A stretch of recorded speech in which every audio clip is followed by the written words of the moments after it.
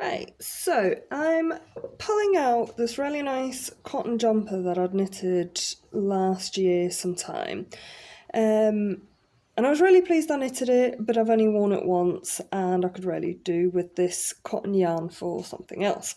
So I started pulling it out and thought, oh, why not do a little video of how I like to wind my centre pull balls, so like this, but I haven't got any of those really nice winders or anything like that. I keep looking at getting a nice wooden yarn winder, but I can't justify the price at the moment, so nice simple option that can go in the fire once you're done or just in the recycling bin, are these tubes. So obviously toilet paper tube or a kitchen roll tube. This one has been used several times for months and months. You can see how it's sort of being worn there. I do quite like to knit and crochet with chunkier yarns, so particularly like using the kitchen roll ones, but I don't really use much kitchen roll in the house, so that's my last one, and I don't think I'll be buying any more kitchen roll, so I'm sort of hoping to keep this one as long as I can, or just get a friend to donate it when this one's well and truly a goner. So really simple, all you need is a tube of some description, cut one hole, not really a hole, a slit rather, not very far. Don't know if you can see that. See if we can focus a bit better.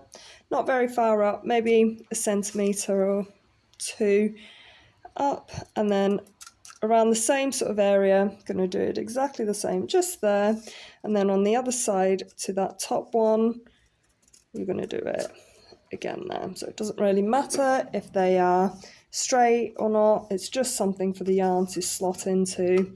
And then, dead simple, we will find the end of your yarn. On the side where you've only got one slit, pop the end in there. I'm gonna slot it in, pop it over into the top one, and then into the bottom one, and then with them like such.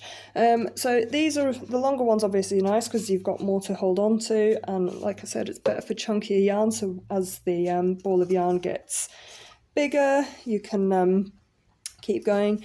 But then equally I like to just pop two fingers in there, hold it with the thumb and start winding. So about 5 winds and then a turn, 5 winds and then a turn, and just sort of keep that going. It's really easy. Oops, not my camera there. I'm not very good with technology, as you can probably tell already. But hey, here we are. So this will just keep yarn winding on, and it doesn't take very long at all.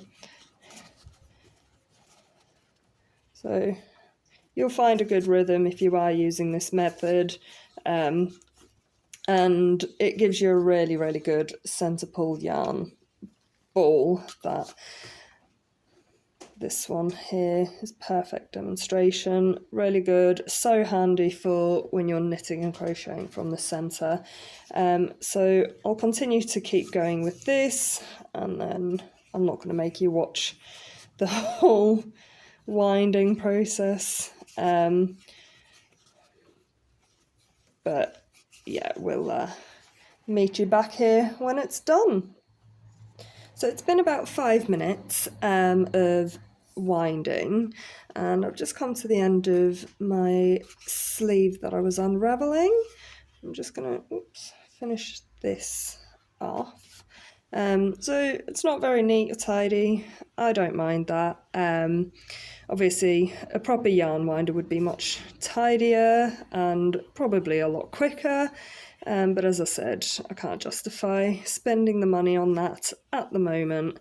And I don't mind putting in a little bit of effort. I think sometimes it's nice to sort of do things by hand, which again, I knit and crocheted, you know. I'm sure if you do the same, those handmade items that you could probably just buy, just it doesn't hold the same value a lot of the time. So this is what it looks like when I'm done. I've just tucked the end in wherever I could find a space. Nothing crazy, because that's not the end I'm going to be working with.